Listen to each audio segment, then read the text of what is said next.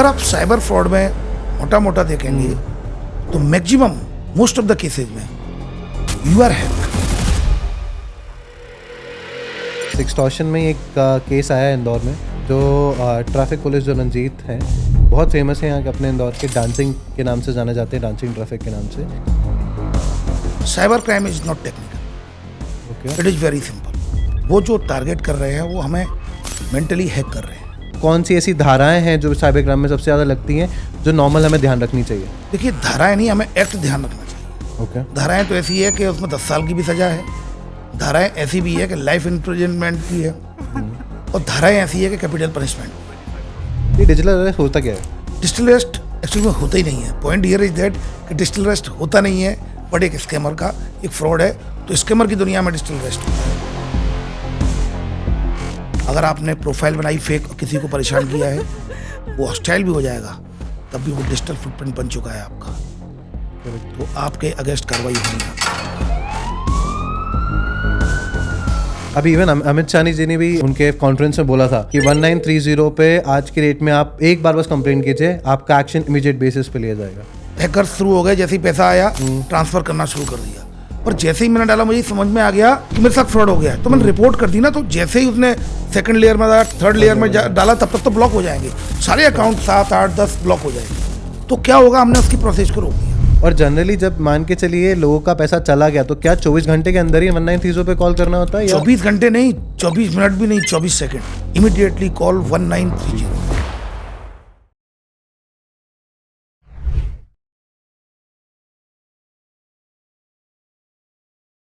आज हम एक ऐसे टाइम में जी रहे हैं जहां क्राइम सिर्फ सड़कों पर नहीं, मोबाइल, ईमेल, व्हाट्सएप के थ्रू भी हो रहा है। आज के इंडिया में साइबर फ्रॉड्स के केसेस आपको हज़ारों देखने को मिलेंगे पर डे के बेसिस पे। कभी डिजिटल अरेस्ट के नाम से, कभी फेक कॉल्स के नाम से, कभी ओटीपी या लिंक के नाम से। सबसे डेंजरस बात तो ये है कि हमें पता ही नहीं होता कि हम डिजिटल साइबर फ्रॉड का शिकार बन रहे हैं या बन चुके हैं। आज हमने एक नई चीज़ जानी जो कि इन्वेस्टमेंट फ्रॉड के नाम से हो रही है। मतलब आप इन्वेस्टमेंट के नाम से पैसा दे रहे हैं, इन्वेस्ट कर रहे हैं, और आपको पता ही नहीं कि उस लालच में आप कितना पैसा और आगे गंवाने वाले हैं। यदि आप जानना चाहते हैं कि हम इन फ्रॉड से कैसे बचें, सो प्लीज़ ये पॉडकास्ट आगे देखें और हमें सब्सक्राइब करें, शेयर करें इस पॉडकास्ट को कि लोगों तक अवेयरनेस जा सके, एंड हमें कमेंट सेक्शन में बताइए कि और कौन से टॉपिक पे हमें पॉडकास्ट बनाने चाहिए, जिससे कि आगे आपकी लाइफ और बेटरमेंट हो सके, आप सेफ रह सकें। हम अपनी और अपनी फैमिली को कैसे सेव कर सकते हैं इस साइबर फ्रॉड से। एक छोटी सी गलती या एक छोटी सी प्रिवेंशन हमारे आगे आने वाली लाइफ को और ज़्यादा सेफ बना सकती है। आइए वेलकम करते हैं Rajesh Dandotiya, additional DCP of Indore. Sir, India में 2023 के कंपैरेटिवली 2024 में हमने देखा है कि 22,845 करोड़ से ज़्यादा के साइबर क्राइम हुए हैं, बट ऐसा क्यों? देखिए, सबसे पहली बात तो ये है कि अगर हम ये देखेंगे, ये ग्रेजुअली इंक्रीज हो रहा है। वो इसलिए इंक्रीज हो रहा है क्योंकि अगर आप देखेंगे 2022 में आपकी डिजिटल प्लेटफॉर्म पर डिपेंडेंसी कितनी थी, 2023 में कितनी थी, 2024 में कितनी थी। अगर आप देखेंगे तो सोशल मीडिया प्लेटफॉर्म पर, डिजिटल प्लेटफॉर्म पर एक्टिविटीज़ लगातार 2022 से 23 में बढ़ी है, 24 में बढ़ी है। तो जब डिपेंडेंसी बढ़ी है, टाइम स्पेंड बढ़ा है, एक्टिविटीज़ बढ़ी हैं, क्योंकि आप लगातार एक क्लिक पे आपको जोमेटो, स्विगी या किसी भी कंपनी का अपन को ऑनलाइन शॉपिंग करनी है, फटाफट एक क्लिक किया तुरंत, तो एक्टिविटीज़ हमारी डिजिटल प्लेटफॉर्म पर बढ़ी हैं। हम जब एक्टिविटीज़ बढ़ी है तो स्वाभाविक है कि वहाँ पर रिस्क भी ज़्यादा रहेगा। और अनफॉर्चुनेटली इंडिया में डिजिटल इलिटरेसी है, लोग लिटरेट नहीं है कि सोशल मीडिया पर तो पहुंच गए, ऑनलाइन प्लेटफॉर्म पर पहुंच गए, बट उनको ये नहीं मालूम how to operate on social media platform. So that is the point. लगातार इवॉल्विंग स्टेज पे है साइबर क्राइम, इवॉल्विंग स्टेज पे लगातार इवॉल्व हो रहा है। लगातार हम डिजिटल प्लेटफॉर्म पर और काफ़ी ज़्यादा जा रहे हैं, काफ़ी ऑनलाइन एक्टिविटीज़ में अवेलेबिलिटी ज़्यादा है। हाँ, अवेलेबिलिटी ज़्यादा हो गई है। अगर आप देखेंगे तो लगभग ऑन एन एवरेज एक इंडियन का लगभग 3 घंटे के, 2.5 से 3 घंटे के आसपास पूरा जो एक एवरेज है, तो एक जो इंडिविजुअल है वो 2.5 से 3 घंटे खर्च करता है 24 आवर्स में। ये वो है जो कि अगर हम देखेंगे टोटल, अगर सब्सक्राइबर देखेंगे इंडिया में तो 120 करोड़ के करीब है, जिसमें लगभग 50 से 55 करोड़ सोशल मीडिया यूजर्स हैं। तो उनका जो एवरेज है वो 2.5 से 3 घंटे है एक व्यक्ति का। तो डेफिनेटली अगर हम जितना ज़्यादा उस पर डिपेंडेंसी बढ़ी है, साइबर फ्रॉड भी बढ़े। आपको क्या लगता है सर, सबसे ज़्यादा केसेस कहाँ देखने को मिले हैं? व्हाट्सएप पे सबसे ज़्यादा केसेस हो रहे हैं या कॉल फॉरवर्डिंग के केसेस सबसे ज़्यादा मिल रहे हैं? देखिए, अगर आप सबसे ज़्यादा फ्रॉड की बात करेंगे, अगर उस 22,000 करोड़ रुपए से अधिक का फ्रॉड हुआ था 2024 का ही अगर अपन डाटा लें, करेक्ट। तो वो जो टारगेट कर रहे हैं वो हमें मेंटली हैक कर रहे हैं। वो किसी सेट को हैक करने से कितना पैसा ले लेंगे? सपोज करो मैंने आपके मोबाइल को हैक कर लिया, कॉल फॉरवर्डिंग में चला गया आपका, मैंने हैक कर लिया, कितना पैसे ले लूँगा? आपके या तो जो क्रेडिट कार्ड की लिमिट होगी, क्रेडिट कार्ड का यूज़ कर लूँगा। अगर मैंने आपके बैंकिंग डिटेल्स को कंप्रोमाइज़ हो गई आपकी, लाख 2 लाख यूज़ कर लूँगा, आपके क्रेडिट कार्ड की लिमिट जितनी लोगों होगी। के तो बैंक अकाउंट में करोड़ों रुपए होते हैं। हाँ, लेकिन करोड़ों रुपए होते हैं, लेकिन जब कोई एक लिमिट सेट होती है, सामान्यतः एक अच्छा जो यूजर है, जो इन सब जो ऑनलाइन बैंकिंग करता है, वो कहीं ना कहीं अपनी लिमिट को सेट करता है। तो एक लिमिट के बाद तो फिर तो कर नहीं पाऊंगा। या फिर मैं आपके जो मोबाइल को हैक करने के बाद आपके फ्रेंड्स को भेजूंगा कि मुझे ज़रूरत है 50,000 75,000, कितना आप कर लेंगे? ओवरऑल अगर आप पूरे सोशल मीडिया फ्रॉड जो अगर साइबर फ्रॉड को देखेंगे, अकेला एक ऐसा फ्रॉड है जो इन सब पर भारी है, वो है इन्वेस्टमेंट फ्रॉड। इसमें तो मैंने आपका सेट भी हैक नहीं किया, आप खुद ही पैसा डाल रहे हैं, खुद ही अपने पैसे को ट्रांसफ़र कर रहे हैं अकाउंट में। होता कैसे लेकिन? ये बहुत सिंपल है। आपके अंदर कहीं ना कहीं एक लालच की प्रवृत्ति जो अंदर दबी हुई है। आपको जैसी कोई ऑफर मिलता है, free gift, free voucher, free passes, ये एक टेंडेंसी है कहीं ना कहीं कि हम लोग फ्री की तरफ ज़्यादा आकर्षित होते हैं कि अगर कोई शो होगा, दलजीत दोसांझ का शो होगा, तो कोशिश करते हैं फ्री के पासेज मिल जाएं।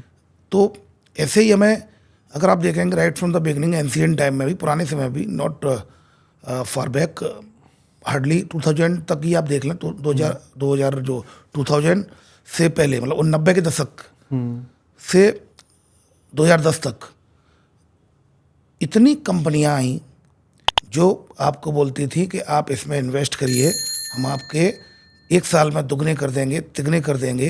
और ये कंपनियां आई, ऑफिस सेटअप किया, पैसा इकट्ठा किया और रातों रात ऑफिस ये भाग जाते हैं। करेक्ट। कई लोग फिर शिकायत लिए घूमते हैं कि सर यहाँ कंपनी थी, वो चले गए, इन्होंने फिर जो एजेंट बनाते हैं, वो एजेंट बना के वो एजेंट उनको पॉलिसी दिलवाते हैं, इन्वेस्ट कराते हैं, एजेंट को कमीशन मिलता है, एजेंट को लगता है लीगल है, और रातों रात कंपनी वो भाग जाती है, एजेंट बचता है और विक्टिम्स बचते हैं। एजेंट भी कहीं ना कहीं एक विक्टिम होता है। लोग एजेंट को पकड़ते थे। Same year with the online platform, हमारे अंदर आज भी वही चीज़ है कि डबल कैसे हो जाए, 1 साल में 2 साल में दुगने कैसे हो जाए, फास्ट एंड इजी मनी कैसे आए। लालच से पैसा डबल करने में Yes. फ्रॉड। तो जो पहले हो रहा था वो अभी हो रहा है। फर्क सिर्फ इतना है कि डिजिटल प्लेटफॉर्म पे हो रहा है। आज भी वही ऑफर्स दिए जा रहे हैं, जल्दी कीजिए, सीमित offer, high commission, invest in crypto currency. आपको लगता है लोग आज तक इतने स्मार्ट बन गए हैं लेकिन स्टिल इस फ्रॉड में फंस रहे? देखिए, बेसिक जो नेचर है, बेसिक नेचर में कहीं ना कहीं ये चीज़ें आपकी रिफ्लेक्ट हो ही जाती हैं। आप अभी, जैसे मेरे पास अभी एक केस आया था, उनको क्रिप्टो करेंसी के बारे में पता नहीं है कि क्या होता है, और क्रिप्टो करेंसी में इन्वेस्ट किया, 1.5 करोड़ रुपए चले गए। लगाते गए, उनको ऐसा लगता है जेन्युइन तरीके से बात करते हैं। The point here is that victims are normally illiterate, digitally illiterate, and they are highly professional, digitally highly professional cyber fraud scammers। तो वो इस तरह से बात करते हैं, व्यक्ति को लगता है कि it's okay, looks like genuine, और फिर क्या करते हैं, आपसे बात करेंगे, बात करने के बाद कन्वर्सेशन में आपको कन्विंस कर लेंगे, पर आप ट्रस्ट नहीं करते, ह्यूमन नेचर है, करना भी नहीं चाहिए। फिर उसके बाद आप उसको, फिर वो देखते हैं, ट्राई करते हैं, तो फिर वो आपको ये बोलते हैं आप ही को ऑपरेट करना है, आप ही का अकाउंट होगा, आप ही का ऐप होगा, और आप ही पैसा निकाल पाएंगे।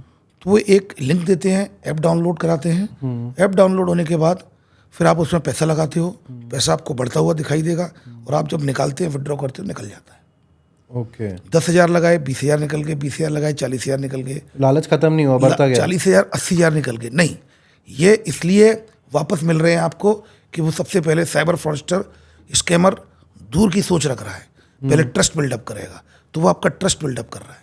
जब आप खुद पैसा लगा रहे हो, आप ही लगा रहे हो, उसमें लग रहा है, अकाउंट पर बढ़ते हुए दिखाई दे रहा है, प्रॉफिट आपको मिल रहा है, प्रॉफिट आपने निकाला, निकल गया। इट मीन्स वो ट्रस्ट बिल्डअप कर रहा है। ट्रस्ट बिल्डअप होने के बाद फिर आपको लगता है कि अब प्रत्यक्ष को प्रमाण की आवश्यकता नहीं है। वही मतलब लालच बढ़ा दिया, उसके बाद आप fraud- उसको विश्वास बन गया। लालच तो शुरू से ही था उसको, लेकिन लालच में विश्वास और आ गया। जब विश्वास आ गया तो वहीं से साइबर फ्रॉडस्टर एंटर कर गए, उन्होंने मेंटली आपको हैक कर लिया। अब आप डिजिटली हैक हो चुके हो, मेंटली हैक हो चुके हो।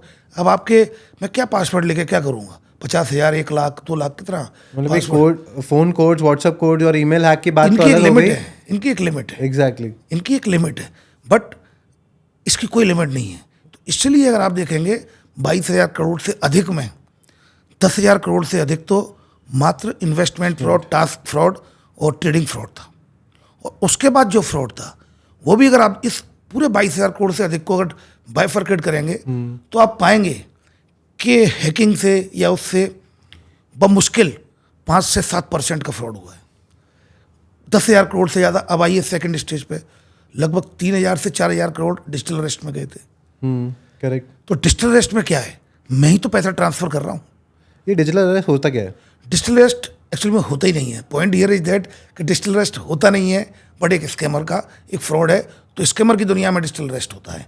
जो डिजिटली इलिटरेट हैं, जो लिटरेट नहीं है डिजिटली, उनकी दुनिया में डिजिटल अरेस्ट, उनकी दुनिया में कुछ भी हो सकता है, क्योंकि उनको कुछ पता ही नहीं है। जब कुछ भी पता नहीं तो जो पहली बात आएगी वो सही लगेगी। बिल्कुल सही। तो डिजिटल अरेस्ट कुछ भी नहीं होता। ये लोग क्या करते हैं, फ़ोन कॉल्स करते हैं, आपकी सिम 2 घंटे बंद होने वाली है, आप अधिक जानकारी के लिए 9 दबाएं। आपके पास भी कॉल आया होगा, मेरे पास भी बहुत आते हैं। नमस्कार, मैं आरबीआई बैंक के कस्टमर केयर से बोल रही हूँ, आपके अकाउंट 2 घंटे में ब्लॉक होने वाला है, बैंक अकाउंट, अधिक जानकारी के लिए 9 दबाएं। नमस्कार, मैं फेडेक्स इंटरनेशनल कुरियर सर्विस जो कुरियर कस्टमर केयर से बोल रही हूँ, और आपका जो पार्सल है वो एयरपोर्ट पर रोक लिया गया है, अधिक जानकारी के लिए 9 दबाएं।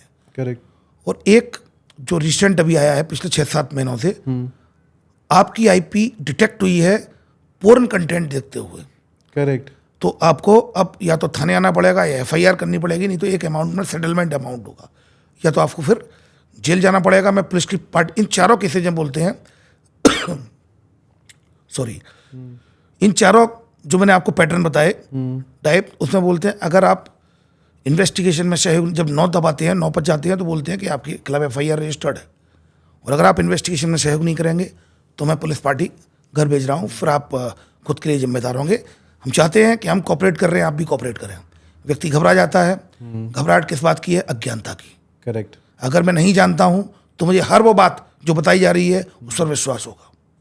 एग्जैक्टली। तो फिर वो बोलते हैं ठीक है, आप मुंबई आ सकते हैं, कोलाबा में एफआईआर रजिस्टर्ड है, आपकी एफआईआर जम्मू कश्मीर में रजिस्टर्ड है, जैसे अभी डिजिटल अरेस्ट हुआ था, मैं जम्मू कश्मीर एसपी बोल रहा हूँ। आपका जो बैंक अकाउंट बंद होने वाला है, जो आपका बैंक अकाउंट है उसके खिलाफ मनी लॉन्ड्रिंग का पैसा आया है और टेरर फंडिंग का पैसा आया है, उसमें पुलवामा अटैक जो हुआ है उसमें कहीं ना कहीं आपकी सिम डिटेक्ट हुई है, जो हमने टेररिस्ट पकड़ा है। व्यक्ति घबरा जाता है और उसके बाद फिर बोलते हैं आप जल्दी से जम्मू कश्मीर आ जाइए, तो मना करेगा कि सर इतनी जल्दी कैसे आ पाऊंगा। ठीक है, एक काम करिए, आप ऑनलाइन इन्वेस्टिगेशन में हमारा सहयोग करिए।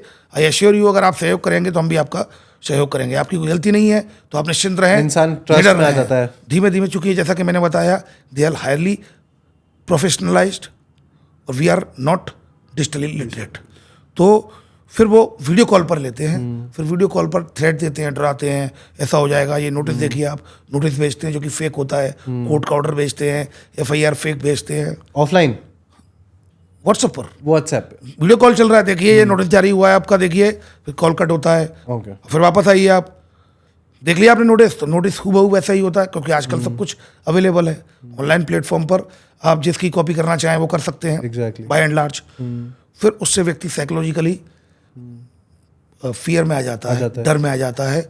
और वो बेसिकली आप कितने भी एजुकेटेड हो, लेकिन आपका डर ही आपको खा जाता है। देखिए, एजुकेटेड होना और अवेयर होना all together different thing. You may be educated but may not be aware. If you are not aware then you may be victim. Correct. तो वो फिर एक ऐसी दुनिया है डिजिटल अरेस्ट की। अब 1 दिन 2 दिन 3 दिन, अब आप लगातार उससे बात कर रहे हो, एक इमेजनरी डर बन गया है, एक ऐसा वर्ल्ड बन गया है। फिर आप उसमें कितने अकाउंट है, 4 अकाउंट, आपके अकाउंट्स के हमें डिटेल दीजिए, हमें पैसा, आप आरबीआई की गाइडलाइन है कि इसके अकाउंट में पैसा ट्रांसफर होगा, फिर हम चेक करेंगे मनी लॉन्ड्रिंग का है या नहीं, फिर उसके बाद वापस किया जाएगा, वो पैसा ट्रांसफर कर देते हैं। तो इस केस में अभी अगर डिजिटल अरेस्ट का जो केस है, जो कि होता ही नहीं है डिजिटल अरेस्ट, कानून में चाहे वीएनएस हो, वीएनएसएस हो, आईटी एक्ट हो, किसी प्रकार का कोई भी डिजिटल अरेस्ट नहीं होता।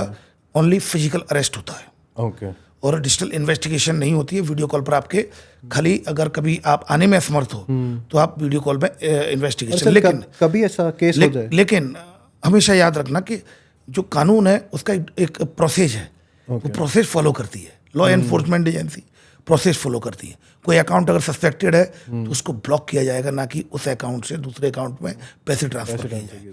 तो जहां भी कोई अगर आपको कॉल पर पैसे मांग रहा है, कहीं कहीं धीमे धीमे बात करके और बोले कि ठीक है आप अगर 1 लाख दे दो तो हम सेटल कर लेंगे, इट मीन्स वो फ्रॉड है, क्योंकि लॉ एनफोर्समेंट एजेंसी कभी भी ऐसे पैसे नहीं मांगती हैं। So that is the point. अब आपने देखा कि अभी तक हमने 22,000 करोड़ को 2 भागों में डिवाइड किया था। करेक्ट तो पहले भाग पे चल रहा हूं मैं, जिसमें 10,000 करोड़ से अधिक ट्रेडिंग इन्वेस्टमेंट 3 से 4।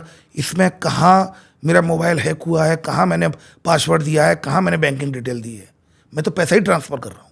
एग्जैक्टली खुद से ही कर रहा हूँ। यस बेटा, मैं तुम्हारे पापा का दोस्त बोल रहा हूँ, वो तुम्हारे पापा ने बोला था 25,000 ट्रांसफर कर दो, फिर एक जीरो बढ़ गया, बेटा 50,000 ज़्यादा चला गया, वापस कर दो, ये भी मैं ट्रांसफ़र कर रहा हूँ।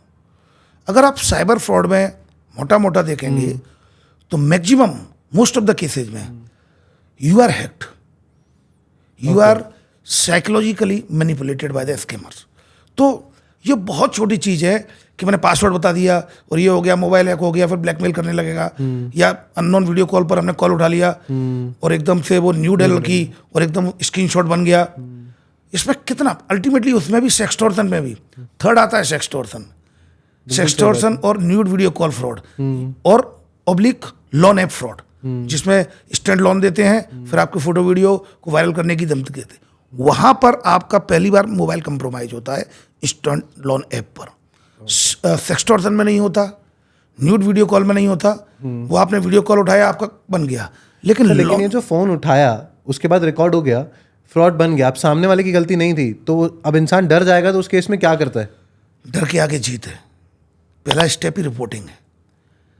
डिजिटल प्लेटफॉर्म पर हमने सारी चीज़ें डिजिटलाइज कर ली। ये भी एक क्लिक पर यहाँ गैस का बिल भर दिया, टेलीफोन वो मोबाइल का रिचार्ज करा लिया, बिजली का बिल भर दिया, सब एक क्लिक पर कर रहे हैं। अपने आप मेंटल भी डिजिटलाइज हो जाए, आप मेंटली भी आपको एडवांस होना होगा, मेंटली भी आपको इस डिजिटल वर्ल्ड में आना होगा कि इस तरह की चीज़ें पॉसिबल है। डीप फेक, डीप न्यूड, ये सब पॉसिबल है। कभी भी कोई भी आपकी न्यूड फोटो बना दे, वीडियो बना दे, डीप न्यूड बना दे, एआई तो आजकल वैसे ही डेवलप हो गया। That's why AI, deep fake, deep nude, AI का यूज करते हुए या फिर फोटो मॉर्फिंग यूज करते हुए, तो ये एक बाय प्रोडक्ट्स हैं टेक्नोलॉजी का। एक हमेशा किसी भी चीज़ का, not technology, all over the इस पूरे यूनिवर्स में अगर कोई भी ऑब्जेक्ट है तो उसका पॉजिटिव और नेगेटिव होगा, उसके फायदे भी है, नुकसान। It depends on the user. तो कुछ यूजर उसको फायदे के लिए इस्तेमाल करते हैं, कुछ यूजर उसको दूसरों को हैक करने के लिए, दूसरों को परेशान करने के लिए इस्तेमाल करते हैं। So the point here is that कि by and large majority of the cases हम खुद पैसा ट्रांसफर करते हैं। किसी और की गलती नहीं है, हमारी ही गलती है कि हम हमारा पैसा खुद ट्रांसफर कर रहे हैं किसी अकाउंट। यस। एंड ये जो एमपी में अभी केसेस इतने सारे बढ़ते जा रहे हैं साइबर क्राइम के, 1,000 करोड़ से ज़्यादा का डेटा आ चुका है कि इससे ज़्यादा हम पैसे गंवा चुके हैं साइबर फ्रॉड में, स्टिल हम 1% की रिकवरी कर पाएँ, ऐसा क्यों? देखिए, अब एमपी का तो मैं नहीं बताऊंगा क्योंकि एमपी का डाटा मेरे पास अभी फिलहाल नहीं है, लेकिन मैं इंदौर का जरूर बता देता हूँ। इंदौर में लास्ट ईयर टोटल 90 करोड़ का फ्रॉड हुआ था, अप्रॉक्सीमेटली 90 करोड़ के आसपास किया था, और हमने 14 करोड़ 20 लाख रुपए रिकवर किए थे। ओके। और इस साल लगभग ये डाटा 85 करोड़ हुआ है, 85 करोड़ के करीब फ्रॉड हुआ है, और अभी हम 14 करोड़ 32 लाख रिकवर करा चुके हैं। तो बाकी पैसा हो गया? देखिए, वो जाएगा ही, उसके भी कई कारण हैं, मैं आपको बताता हूँ। एक व्यक्ति मेरे पास आया 10 दिन बाद, जब उसको समझ में आया, तब साइबर फ्रॉड में एक प्रॉब्लम और है, आपको कई दिनों तक ये समझ में नहीं आता कि आप विक्टिम हो चुके हो। आप वेट करते हो, अब मनी आएगी, वेरिफिकेशन चल रहा होगा, उन्होंने बोला था कि 7 दिन बाद कॉल कर लेना, फिर कॉल किया, नहीं लगा, तब लगता है कि हमारे साथ फ्रॉड हो गया। So the point here is that अगर आपने as soon as you realise that you are a victim of cyber fraud, जैसे ही आपने रियलाइज किया, अगर आपने तुरंत 1930 या एनसीआरपी का रिपोर्टिंग पोर्टल अगर आपने कंप्लेंट कर दी, तो क्या होता है कि अल्टीमेटली पैसा हवा में तो जाएगा नहीं, पैसा तो अकाउंट से अकाउंट में जाएगा, डिजिटल वॉलेट में जाएगा, या क्रिप्टो करेंसी में कन्वर्ट होगा, किसी ऐप के जरिए बाहर ट्रांसफर होगा।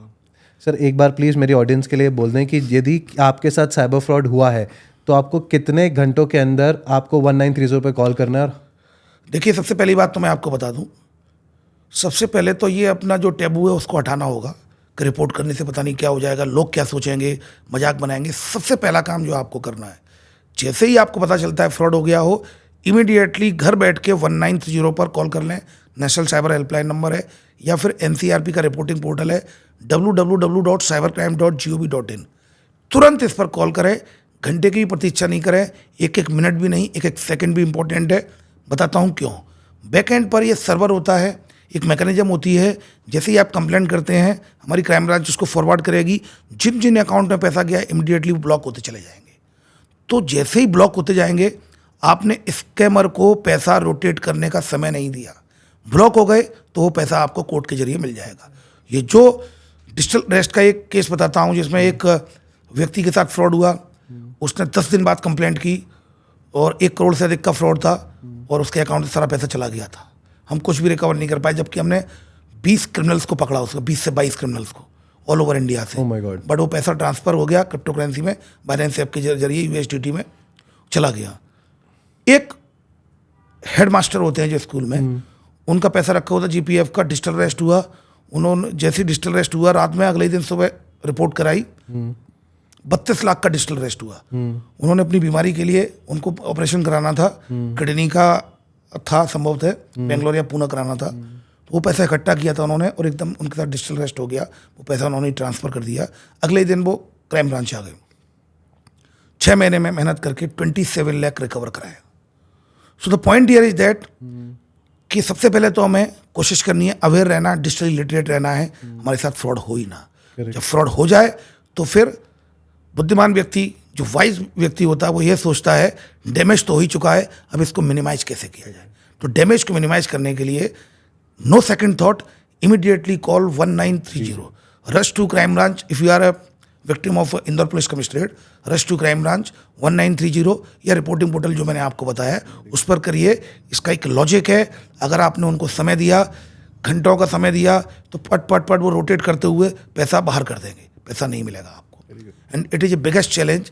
अगर आपका पैसा बाहर चला गया, बाहर की कंट्री में, it is very difficult, it's a biggest challenge to recover that money. और सर, जो फ्रॉड आजकल फेसबुक या व्हाट्सएप के थ्रू हो रहे हैं कि फॉर एग्जांपल मेरा फेसबुक हैक कर दिया गया, व्हाट्सएप हैक हो गया, अब उसके बाद जो नॉर्मल किसी ने मैसेज किया कि मुझे पैसे की ज़रूरत है, प्लीज़ करो, मेरे ही फ्रेंड सर्कल में, क्योंकि आपके पास तो सारी डिटेल है, फ्रेंड सर्कल में सारे फ्रेंड्स लिस्टेड है, व्हाट्सएप पे सारे अकाउंट्स हैं, मैसेजेस फॉरवर्ड हो गए सबको, एंड सबको ये लग रहा है कि आप ही पैसा मांग रहे हो। उस केस में क्या एक्शन लेना चाहिए? गवर्नमेंट में जाके कौन सी ऐसी वेबसाइट है जहाँ पे आप रजिस्टर कर सकते हो आप इस क्राइम को, या एक्शन ले देखिए, सकते सबसे पहली बात तो ये है कि 2 तरह के अकाउंट्स होते हैं। एक तो फेक अकाउंट बना लिया जाता है आपका, जिसमें आपका कोई रोल नहीं है, आपके फोटो वोटो उठाए और एक फेक अकाउंट बना लिया। दूसरा, आपके व्हाट्सएप पर कोई एक, जिस तरह से आते हैं ना कि आपका पार्सल आ गया है, हाइपर लिंक नंबर भेज दिया आपने, डायल कर दिया तो एकदम आपका मोबाइल कॉल फॉरवर्डिंग में चला गया। कॉल फॉरवर्ड में जाने के बाद ओटीपी आएगा, शेयर हो गया, और उसके बाद उसने स्क्रीन शेयरिंग ऐप से जो ओटीपी शेयर हो गया, उसके बाद आपके व्हाट्सएप का उसने वो जो 2 स्टेप वेरिफिकेशन कर लिया खुद ही के लिए, वो पासवर्ड चेंज करके अब वो आपके फ्रेंड्स को भेजेगा। तो क्या ये जिम्मेदारी आप ही की है कि आपके साथ फ्रॉड ना हो? उन व्यक्तियों की भी जिम्मेदारी है जो ये मैसेज रिसीव कर रहे हैं कि फाइनेंशियल ट्रांजैक्शन ऑनलाइन कभी भी बिना वेरिफिकेशन के नहीं करना है। मैं अगर आपसे पैसे मांग रहा हूँ, अभी चाहते ही 1 घंटे बाद मैं मैसेज आ जाए, यार भाई पैसे पड़े हुए हैं कुछ, मैं अब जल्दी जल्दी में तुम्हारे पॉडकास्ट के चक्कर में घर में पर्स भूल आया और अब मुझे ज़रूरत पड़ रही भाई, तो मुझे ज़रा 50,000 रुपये दे दे मेरे व्हाट्सअप से, जिसमें हमारी सुबह गुड मॉर्निंग हुई है, तब भी आपको ट्रस्ट नहीं करना है। 0 ट्रस्ट पॉलिसी। हमें इमीडिएटली उस व्यक्ति को कॉल करना है कि सर क्या हो गया, तो बोलूँगा कुछ नहीं हुआ। Awareness is the key. 2 चीज़ें होंगी, या तो मुझे कॉल लग जाएगा, कॉल लग जाएगा तो बता दूँ कुछ नहीं हुआ, Exactly. या फिर मेरा कॉल नहीं लगेगा, मतलब कॉल फॉरवर्डिंग में चला गया है तो कॉल नहीं लग रहा है। Immediate action, that is the point. www.cybercrime.gov.in। Immediately इसमें आपकी फेक अकाउंट की रिपोर्ट करें, अपना जो प्रोफाइल है, जो ट्रू जो वो अपना वो है प्रोफाइल है, उसका फोटो लिंक, उसका फोटो पूरा लगा के, उसका URL डाल के, और फिर उसका जो फेक है उसका डाल के, अपना आधार कार्ड लगा के, जो भी डिटेल्ड है भर देंगे, वहाँ रिपोर्ट हो जाएगी। Very good. और मान के चले कभी आपकी मेल आईडी हैक हो गई, कहाँ पे जाके हम कंप्लेन कर सकते हैं जिससे कि हमें पता पड़े? मेल आईडी भी हैक हो जाए, देखिए चेक करना और कंप्लेंट करना दो अलग अलग बातें हैं। करेक्ट। चेक करना है तो हैव आई बीन फाउंड, एक जो अपना मेल को आप चेक करिए कि कितनी बार आपको ट्राई किया गया आपके अकाउंट को, जो मेल को सो वो एग्जैक्टली बताता है कितनी बार ट्राई किया या हैक कितनी बार हुआ, ये बताएगा। ट्राई किया और हैक भी हुआ है, दोनों ही चीज़ें बताएगा। Have I been found okay. और इसकी रिपोर्ट, जैसा कि मैंने बताया, रिपोर्टिंग पोर्टल है www.cybercrime.gov.in, वहाँ पे जाके आप पोर्टल्स पे चेक कर चेक सकते कर हो। सकते हैं। और जनरली जब मान के चलिए लोगों का पैसा चला गया तो क्या 24 घंटे के अंदर ही 193 पे कॉल करना होता है या 24 घंटे नहीं, 24 मिनट भी नहीं, 24 सेकंड। ओके। क्योंकि एक सिंपल लॉजिक है, इसमें कोई साइंस नहीं है। मेरा पैसा मैंने अकाउंट में डाला, इस अकाउंट से अब हैकर शुरू हो गए, जैसे ही पैसा आया ट्रांसफर करना शुरू कर दिया। पर जैसे ही मैंने डाला मुझे समझ में आ गया कि मेरे साथ फ्रॉड हो गया, तो मैंने रिपोर्ट कर दी ना। तो जैसे ही उसने सेकंड लेयर में डाला, थर्ड लेयर में डाला, तब तक तो ब्लॉक हो जाएंगे सारे अकाउंट, 7, 8, 10 ब्लॉक हो जाएंगे। तो क्या होगा, हमने उसकी प्रोसेस को रोक दिया। वंस ब्लॉक तो बॉल अपनी कोड में अपनी कोड में आ गई, तो कोड के माध्यम से ही उसको अपने पास ले ले। तो घंटे का इंतजार क्यों करना, immediate action, immediate, as soon as you realised.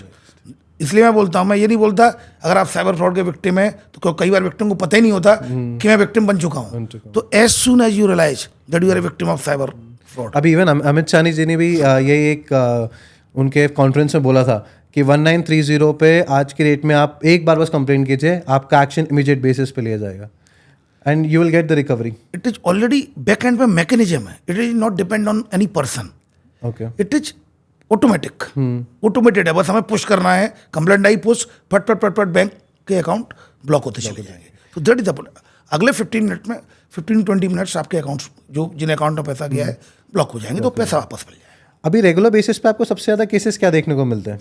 Investment fraud, Investment regular majorly. Investment fraud, दूसरा सेक्सटोर्शन, तीसरा लोन, इंस्टेंट लोन है फ्रॉड। इंस्टेंट लोन लेते हैं, परमिशंस को पढ़ते नहीं है, ओके आई एग्री कंटिन्यू। तो जब आप थर्ड पार्टी लोन है, आप कोई भी डाउनलोड करेंगे और आप उसकी परमिशंस पढ़ नहीं रहे हैं, उन परमिशंस में क्या लिखा है, वो एक्सेस मांग रहा है, मीडिया गैलरी का एक्सेस मांग रहा है, कॉन्टैक्ट लिस्ट का एक्सेस मांग रहा है, SMS का एक्सेस मांग रहा है, और आप एक्सेस दे रहे हो। और उसके बाद आपने अगर 2,000 रुपये का स्टैंड लोन लिया है तो आपसे 20,000 मांगेंगे, और नहीं देंगे तो मीडिया गैलरी से फोटो निकाल के और उनको पोर्न बना के, मतलब उनको वैसा कंटेंट डाल के, सो मतलब ये थर्ड पार्टी एप्स आपको कंप्लेन करी जस्ट बिकॉज आपने लोन लिया, इसलिए आपने लोन भाई आपने लोन ऐप डाउनलोड किया और आपने क्या उसको वेरीफाई किया कि वो जो लोन ऐप है, एक डिजिटल लैंडिंग ऐप की एक RBI ने एक वो बनाई है, CIMS पोर्टल है, तो उसमें वो रजिस्टर्ड है। जितने भी NBFC बैंकिंग है, जो भी ऐप अगर है उनका, तो वो रजिस्टर्ड होना चाहिए। आपने वेरीफाई किया नहीं, वो स्कैमर का वो जो लेजिटिमेट ऐप नहीं था, फेक ऐप था, उसने परमिशन भी ले ली, तो इमीडिएटली उसके पास सारी चीज़ें पहुंच गई। अब वो फोटो बना के पोर्न कंटेंट डाल के अब ब्लैकमेल करेगा और वायरल करने की धमकी देगा। तो बाय एंड लार्ज इस तरह के फ्रॉड्स भी बड़े हैं, बट सबसे ज़्यादा, जैसा कि मैं बताऊँ, पिछले साल भी थे, उससे पहले भी थे, आगे भी यही फ्रॉड रहेगा। इन्वेस्टमेंट फ्रॉड और जो क्रिप्टो करेंसी ट्रेडिंग फ्रॉड, जो टास्क वाला फ्रॉड है, ये आगे भी नंबर 1 पर ही रहेगा। और जनरली सर हमारे फ़ोन्स में हमें पता नहीं होता कि कॉल फॉरवर्डिंग कैसे हो गई है। उस केसेस में कैसे हम डिटेक्ट कर पाएँ कि हमारे फ़ोन में कॉल फॉरवर्डिंग ऑन है कि ऑफ है? देखिए, सभी जो अपनी अपनी जो कंपनियां हैं, एयरटेल है, जियो है, सभी के अपने अपने नंबर्स हैं, और आप अपना चेक कर सकते हैं। कुछ नंबर डायल के 002 करके, एक वो हैश 002 हैश, इस तरह से ऐसे कई नंबर्स हैं जो आपको पता चल जाएंगे। कस्टमर केयर से आप जो आप सिम यूज कर रहे हैं उसके कस्टमर केयर से बात कर लेंगे, तो वो बता देगा। तो वो नंबर डायल करना होता है, इमीडिएटली आपको पता चल जाता है कि आपका जो मोबाइल कॉल फॉरवर्डिंग में है या नहीं, और कॉल फॉरवर्डिंग डीएक्टिवेट भी कर सकते हैं। तो कॉल फॉरवर्ड के बाद OTP चला जाता है किसी भी विक्टिम के? क्या होता है कि कॉल फॉरवर्डिंग चला गया, लिंक आपने कर ली, स्क्रीन शेयरिंग ऐप डाउनलोड हो गया, अब OTP आपके मोबाइल में आया, तो ऑटोमेटिकली मोबाइल में। दूसरा क्या है, मैं आपको बताऊं, OTP अब केवल SMS के माध्यम से नहीं आता, वॉइस कॉल के माध्यम से भी आता है। जैसे कि फॉर एग्जांपल एक जो स्कैम है, जिसमें कॉल मर्जिंग स्कैम, जिसमें क्या होता है कि मैं आपसे बोलूँगा कि भाई आप पॉडकास्ट करते, आपके पास एक कॉल आएगा कि आप पॉडकास्ट करते हैं, राजेश सर ने नंबर दिया है मुझे, तो आप बोलेंगे हाँ ठीक है, ओके ठीक है बताएं। तो बस सर मुझे पॉडकास्ट करना है आपके साथ, सर राजेश सर भी लाइन पे होंगे, आप उनका कॉल रिसीव करिए। एक कॉल आ रहा होगा, तो राजेश सर लाइन पे होंगे, तो वो जो कॉल आ रहा होगा वो बैंक से आ रहा होता है। जैसे ही आप कॉल को मर्ज करते हैं, वो OTP बता रहा होता है, जब तक आप समझ पाएंगे तब तक आपके अकाउंट से पैसा चला जाएगा। This is call merging scam. Okay. So the point here is that आपको हर जगह अवेयर रहना है. एक क्लिक में अगर आपकी ऑनलाइन शॉपिंग हो सकती है तो एक क्लिक में आप बर्बाद भी हो सकते हो. करेक्ट है. एक क्लिक में आपको मैच भी मिल सकता है, आपके जीवन साथी मिल सकता है, तो एक क्लिक में आपका जीवन जा भी सकता है. बिल्कुल सही. तो वो क्लिक डेंजरस है, उसको वेरीफाई करें तब आगे बढ़ें. आपकी एक अभी बुक आई है साइबर क्राइम के ऊपर, उसके बारे में कुछ बताइए. ये बुक बेसिकली ये विक्टिम्स की डायरी है. ये विक्टिम्स के साथ क्या हुआ, एक दिन अचानक आकाश उठा, उसके पास एक कॉल आया, तो ये मैंने कोशिश की है कि इंटरेस्टिंग बनाया जाए. इससे पहले जो साइबर रक्षक आई थी वो हिंदी में थी और उसके चैप्टर वाइज हेड वाइज थे. इसको मैंने क्या किया, नोवेल वाइज बनाया है इसको, साइबर प्रोटेक्टर को. इंग्लिश है, कुछ तो वही स्टोरी है, कुछ और कुछ और रिसेंट फैक्ट्स डाले हैं उसमें. तो नोवेल टाइप से उसको बनाया गया है एग्जैक्ट. फिर उसमें बताया गया अगर आकाश ऐसा नहीं करता तो ऐसा नहीं होता. पहले आकाश का पूरा इंसिडेंट कि उसके साथ क्या क्या क्या हुआ, ऐसा कॉल आया, उसने कॉल अटेंड किया, ये किया, फिर उसके बाद उसके साथ फ्रॉड हो गया. अब आकाश ने क्या क्या गलतियाँ की. बहुत plain simple language, nothing technical, it's very simple. मैं हमेशा बोलता हूँ cyber crime is not technical, okay. It is very simple. Awareness is very simple. We don't want to be ethical hacker, we don't want to be scammer, we don't want to create a link, fake link. हमें simple सा काम क्या करना है, कोई link है वो fake है या नहीं कैसे पहचानना है, कोई वेबसाइट ऑफिशियल है या नहीं उसको कैसे पहचानना है, उसमें टेक्निकल क्या है. एग्जैक्टली. कोई बस मुंबई से पूना जा रही है और कोई मुंबई से गुजरात जा रही है, किसी बस में बैठ जाएंगे, वेरीफाई करते हैं Correct. कौन सी पूना जा रही है, कौन सी मुंबई जा रही है या गुजरात जा रही है. तो the point here is that कि हम वेरिफिकेशन ऑफलाइन में तो करते हैं. राजवाड़े पे जाएंगे, 4 दुकानें देखेंगे, ये कपड़ा ठीक नहीं, ये ठीक है, उस दुकान पे चलो. But why we are not doing on the digital platform, social media platform. तो वो भी हमें ऐसा करना है, वेरिफिकेशन करना है. समय बहुत बचा है आपका. करेक्ट. ऑफलाइन से ऑनलाइन आने पे बहुत समय बच गया है. आपको कई दिनों या कई घंटों एमपीबी के सामने लाइन लगा के खड़े नहीं होना है कि बिजली का बिल भरना है. करेक्ट. आपको एक मिनट या 2 मिनट में बिजली का बिल भर जाएगा. तो 5 मिनट लीजिए, पहले उसको वेरीफाई करिए, उस वेबसाइट को वेरीफाई करिए, उस एसएमएस को वेरीफाई करिए जो आपके पास आया है. 5 मिनट वेरिफिकेशन को दीजिए, फिर आप करिए. जो एसएमएस और जो कॉल आपके पास वेरिफिकेशन के लिए आ रहा है और वो वेरिफिकेशन मुश्किल से 1 मिनट तक वैलिड रहता है, 2 मिनट तक, तो 5 मिनट तक का वेट कैसे करें? नहीं, ऐसा नहीं है. वो ओटीपी है. ओटीपी आया एसएमएस में, जब ओटीपी आपका 2 मिनट 3 मिनट तक, पर वो ओटीपी किसका है? करेक्ट. ओटीपी आप किसको शेयर कर रहे हैं? आप उस ओटीपी को जहां शेयर करना चाह रहे हैं पहले उसको तो वेरीफाई करें. फिर तो हमें मालूम है ओटीपी देना ही है, पर देने वाले को तो वेरीफाइड करें पहले, तब तो ओटीपी मंगाएं. बिल्कुल सही बात है. और किसी जैसे मेरा कॉल आया आपके पास, नमस्कार, मैं आपका एसबीआई बैंक से बोल रहा हूँ, तिवारी पहचाना आपका, वो बैंक मैनेजर असिस्टेंट. वो आप बोल दोगे हाँ होगा कोई तिवारी का, कई लोग थे, हो सकता है तिवारी हो भी. अच्छा, हाँ तिवारी जी बताएं यार, वो क्या है कि वो तुम्हारा तो वो अभी अकाउंट को अपडेट करना है, केवाईसी अपडेट करनी है, तुम्हारा अभी केवाईसी अपडेट नहीं हुआ, मतलब बैंक अकाउंट होगा तुम्हारा, अभी सस्पेंड हो जाएगा अकाउंट, तुम जल्दी करो. तुम एक काम करो, अभी थोड़ी मैं कराता हूँ तुम्हारा प्रोसेस जल्दी से, एक ओटीपी आएगा, मुझे ओटीपी देना, फिर मैं तुम्हारा अकाउंट अपडेट करता हूँ, केवाईसी अपडेट करता हूँ. अब ओटीपी आया, अब उस समय थोड़ी वेरीफाई करोगे आप 3 मिनट, आपको वेरीफाई तिवारी को करना है. अननोन नंबर से कॉल कैसे आया? तिवारी जी हैं तो कॉल तो तिवारी जी हैं, तो कोई गुप्ता जी भी होंगे बैंक में. तिवारी जी मैं ठीक है लगाता हूँ, गुप्ता जी ये नंबर से कॉल आया है कि एसबीआई से बोल रहा है, तो क्या मुझे बताना चाहिए ये सही है क्या गलत? तो गुप्ता जी बता देंगे हाँ सही है, तिवारी जी अब नहीं है और इस समय चल रहा है वेरिफिकेशन के लिए. यही आप लोग गलती करते हैं. वापस से आपके लिए रिपीट करवाता हूँ, ये स्टोरी ध्यान से सुनिएगा. यही गलती के कारण आपका पैसा आपके खातों से बाहर चला जाता है. सर एक बार प्लीज़ यदि आप डिटेल में थोड़ा सा और डिस्क्राइब कर पाए. डिटेल में मैं ये कहना चाहूँगा कि बाय एंड लार्ज अगर हम इसको अगर साइबर फ्रॉड को अगर हम समझें कि गलती किसकी होती है साइबर फ्रॉड में, गलती कहीं ना कहीं सबसे ज़्यादा हमारी होती है. हम ट्रस्ट कर लेते हैं अननोन पर्सन पर, हम ट्रस्ट कर लेते हैं अननोन कॉल पर, हम ट्रस्ट कर लेते हैं अननोन वेबसाइट पर, हम ट्रस्ट कर लेते हैं अननोन ऐप पर. यही ट्रस्ट हमें करना है, पर वेरिफिकेशन के बाद. पहले वेरीफाइड करें, फिर उसके बाद आगे उसको आगे बढ़ें. पहले जब बचपन में जब टीवी देखता था एक ऐड आता था, पहले इस्तेमाल करें फिर विश्वास करें. यह ठीक इसका अपोजिट करना है, इसका अपोजिट करना है. अगर आपने इस्तेमाल कर लिया तो हैक हो ही जाओगे आप टारगेट बन जाओगे. तो इसका ठीक अपोजिट करना है. पहले विश्वास करें, वेरिफिकेशन के विश्वास करें, फिर इस्तेमाल करें। बहुत बढ़िया सर। और सर आजकल जो ये फ़ोन कोड्स जैसे ईमेल आईडी पे आपके ऑलरेडी हैक्स जो बढ़ चुके हैं लोगों के, और उसके अंदर एक पासवर्ड चेंज कर लें, 2 स्टेप वेरिफिकेशन कर लें। देखिए आपको एक चीज़ बताऊं, on an average fast growing society है, तेज़ी से चीज़ें बढ़ रही हैं। 2 मिनट तक अगर आपका कोई ऐप डाउनलोड नहीं होता तो आप इरिटेट हो जाते हो। और पेशेंस की बहुत कमी है लोगों में, उनको सारी चीज़ें फास्ट चाहिए। तो चीज़ें उधर भी तो फास्ट चाहिए। 2 से 3 महीने में जो एक टाइम पीरियड रहता है, एक लेजिटिमेट टाइम पीरियड, लगभग 3 महीने में आपको हर प्लेटफॉर्म का पासवर्ड चेंज करना चाहिए, रीसेट करना चाहिए।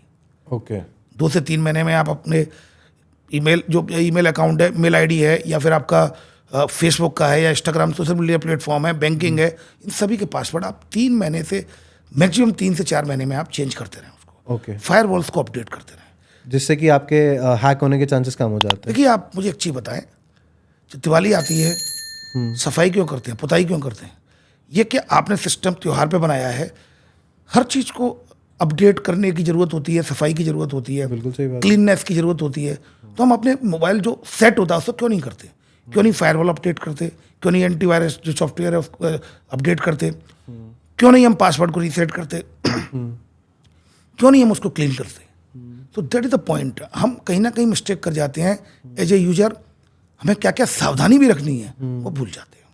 इसी 2 स्टेप वेरिफिकेशन को ना करने के कारण बहुत से लोगों के यूट्यूब के अकाउंट्स भी हैक हो गए।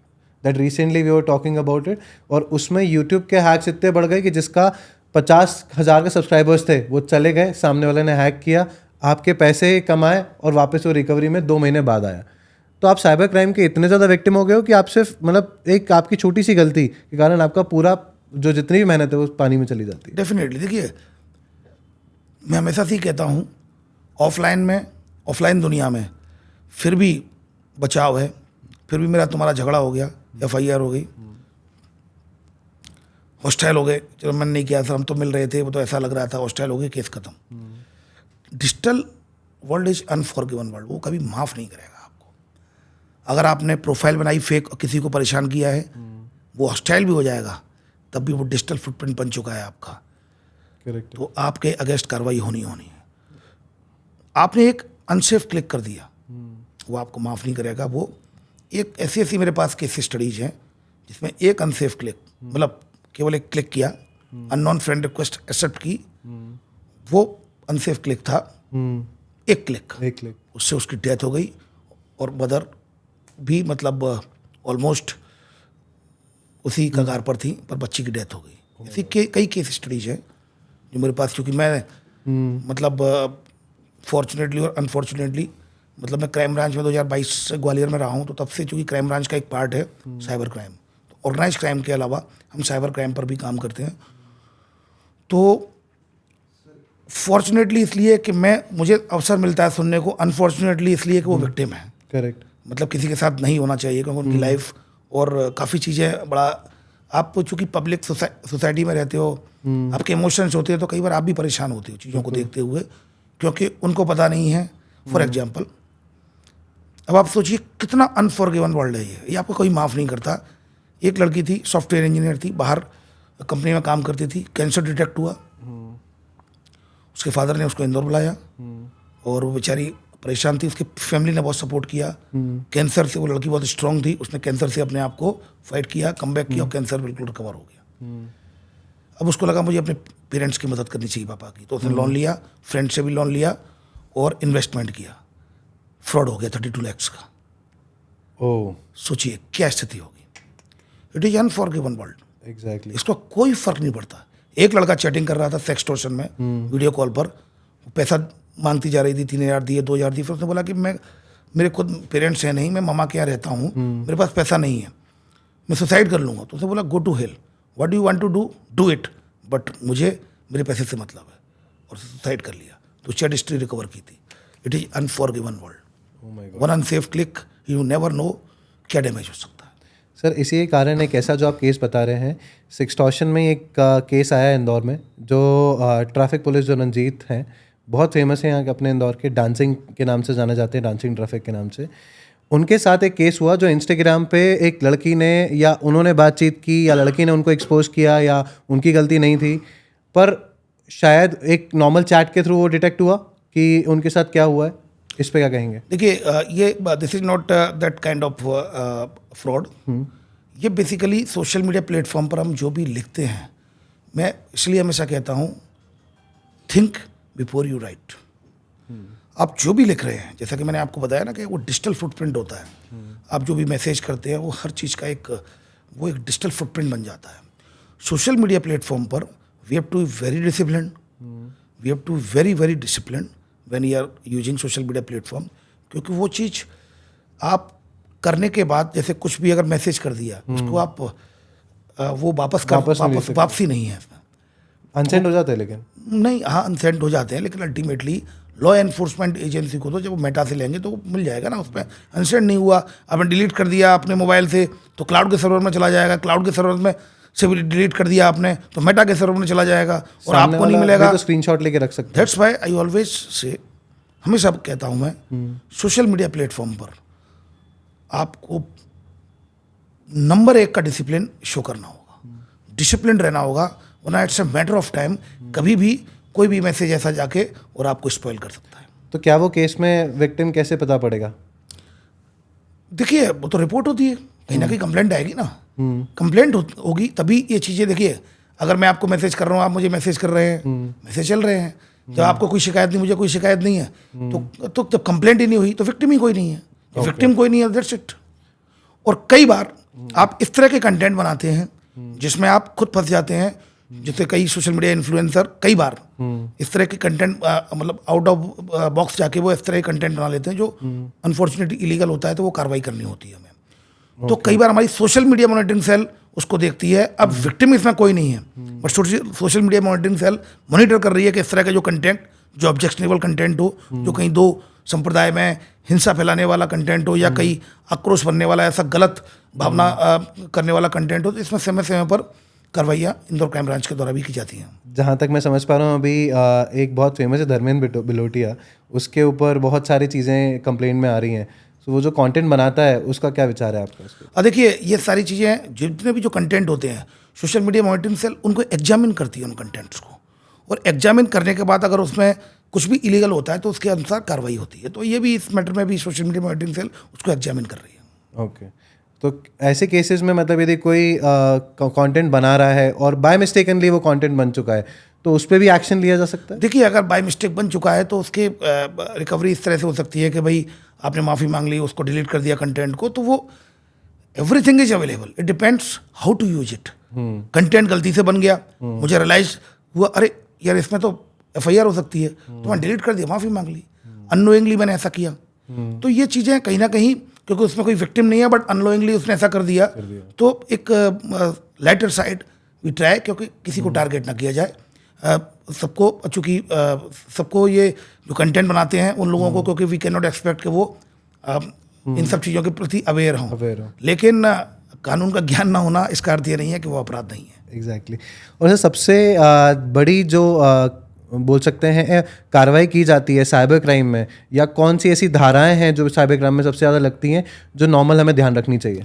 देखिए धाराएं नहीं, हमें एक्ट ध्यान रखना चाहिए। ओके। धाराएं तो ऐसी है कि उसमें 10 साल की भी सज़ा है, धाराएं ऐसी भी है कि लाइफ इम्प्रिजनमेंट भी है, और धाराएं ऐसी है कि कैपिटल पनिशमेंट भी है। ओके। ऐसा कोई भी साइबर क्राइम जिसे क्रिमिनल ने किया हो, जो पहले से क्रिमिनल रिकॉर्ड हो और उसमें उस व्यक्ति की डेथ हो गई हो, तो उसमें ऐसे कई कानून में इस तरह के सेक्शंस हैं। बट मोटा हमें क्या ध्यान रखना है, जो ब्रॉड सेंस में अगर हम ध्यान रखें, कोई भी ऐसा कंटेंट जिसको हम कॉपी पेस्ट फॉरवर्ड कर रहे हैं, क्रिएट कर रहे हैं, उसकी लेजिटिमेसी को चेक कर लें कि कहीं कोई ऐसा तो नहीं है किसी वर्ग, समुदाय, किसी के लिए कहीं आपत्तिजनक हो।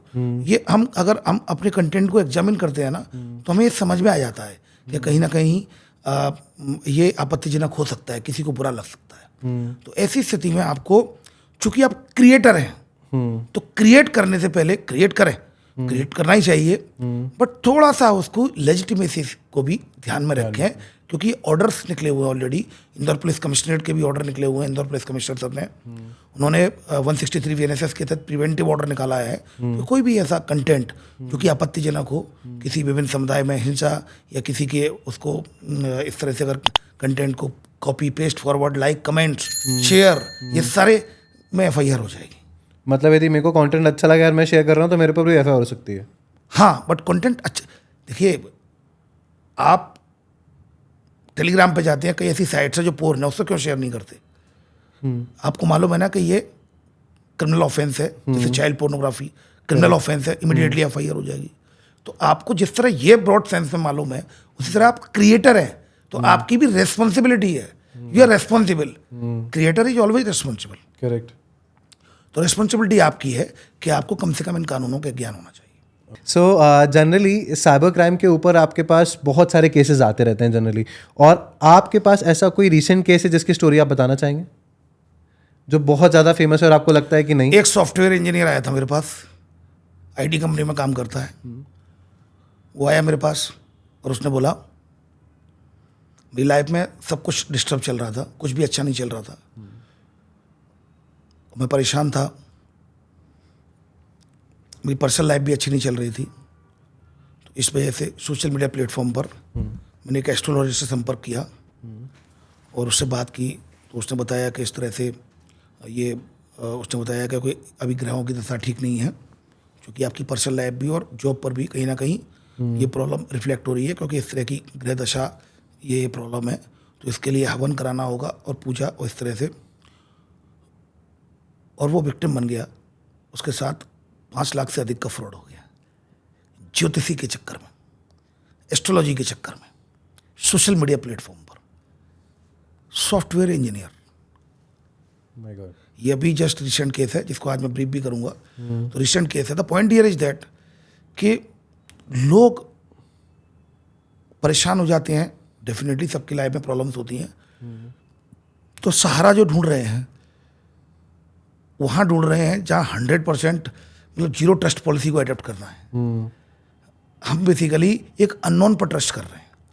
अननोन पर ट्रस्ट करने का कोई कॉलम बनता ही नहीं है, बिल्कुल सही बात। क्योंकि हम किस बात पर विश्वास कर रहे हैं? जो वो बता रहा है, करेक्ट। और वेरिफिकेशन तो कुछ है ही नहीं ना। बिल्कुल सही है। तो अनफॉर्चुनेटली वो विक्टिम बन गया, उसके साथ 5 लाख से अधिक का फ्रॉड हो गया। तो point here is that again कि वो पहले वैसे ही परेशान था,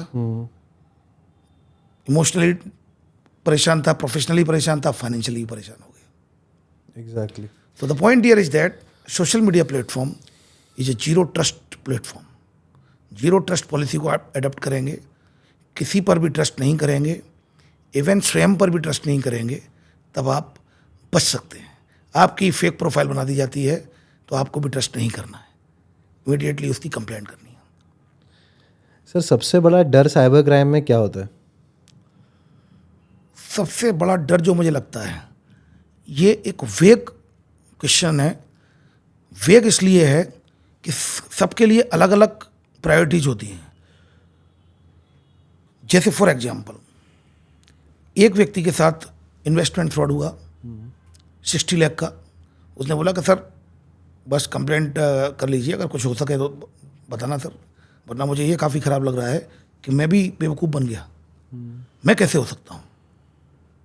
एक बच्ची के साथ 25,000 का साइबर फ्रॉड हुआ।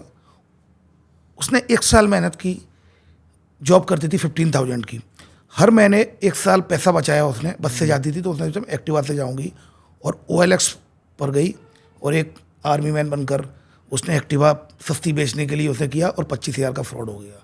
तो वो रोती रही, रोती हुई है।